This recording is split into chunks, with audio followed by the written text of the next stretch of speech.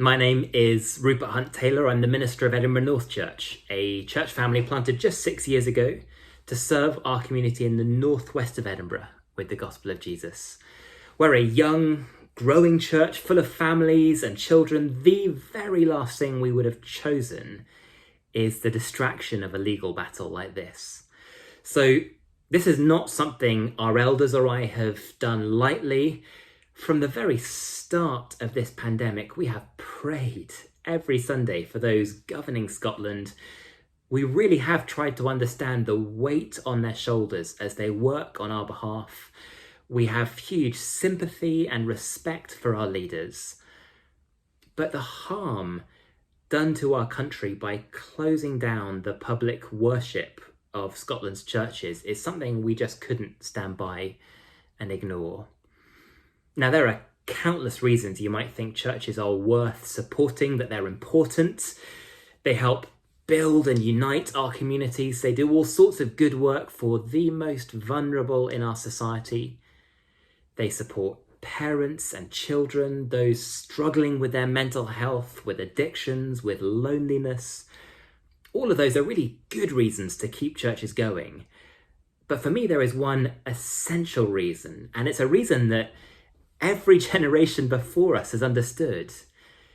It's that human beings do not hold everything in this world in our own hands. There is so much we find ourselves unable to fix, unable to control, especially at a time like this. But the one who can, the one who does hold all things, he commands us to trust him and to turn to him with our need and to worship him. So for Christians, public worship is a non-negotiable. It's right at the heart of the very first commandment. In a crisis like this pandemic, rightly, we would never dream of doing something so damaging to our country as shutting down the hospitals. But what we can see is that it does just as much damage to society to close down the churches. Church is the one place where, in a time when death and fear and distrust are all around us, we can come and be comforted with words of life and peace and truth. In a time of famine, you don't go and burn a country's crops. In a storm, you don't shut down the lighthouses, take a cricket bat to the lamp.